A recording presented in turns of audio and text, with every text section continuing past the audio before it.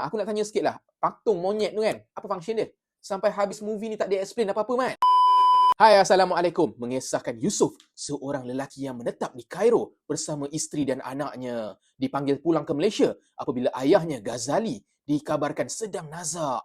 Kepulangannya membuka kembali rahsia silam yang pernah dia cuba kuburkan, iaitu warisan ilmu hitam dalam keluarganya.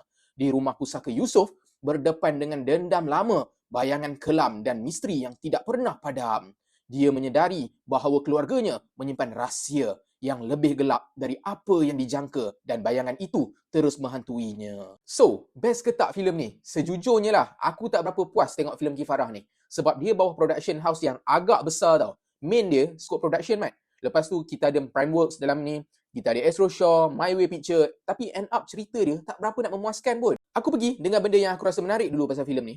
First, jump scare. Memang tak relax. Dia macam bam dia bagi kat kau. Start movie je dah jump scare, Mat. Kalau kau jenis yang suka dengan jump scare, ni memang movie untuk kau lah. Second, cinematography dia memang A+ lawa. Tak nampak murah lah. Memang ada kelas tersendiri. Dia punya shot, dia punya angle, color grading semua kan memang kemas lah. Even CGI pun nampak menarik. Tak nampak macam kurang ke apa. 3, story dia simple and predictable. Tapi kau masih boleh enjoy dengan cerita ni. Dia ada plot twist sikit tau dekat hujung-hujung tu. Aku quite enjoy lah. But dia ada negatif dia pun. Kejap lagi aku akan cakap lah. 4, aku suka dengan cara diorang set up every timeline yang diorang tengah lakonkan tau. Walaupun tak nampak terlampau perfect, tapi quite nice lah benda tu. Benda yang paling aku minat masa timeline tahun 2007, Remy Sahak pakai phone Motorola Flip tau. Aku macam, wow, ni memang betul-betul 2007 ni, Mat. So, benda yang negatif dalam movie ni. First, aku rasa banyak gila jump scare kosong, kau tahu tak?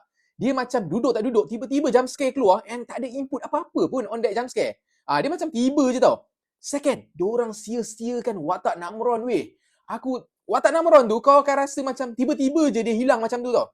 Aku macam, aku harap sangat Namron tu datang balik lah dekat final scene kan. Masa ada satu scene dekat rumah tu. Tapi at the end, habis macam tu je, Mat. 3, acting. Semua lakonan biasa je bagi aku. Tak ada apa yang wow sangat pun. But sorry pada yang melakonkan watak Ika lah.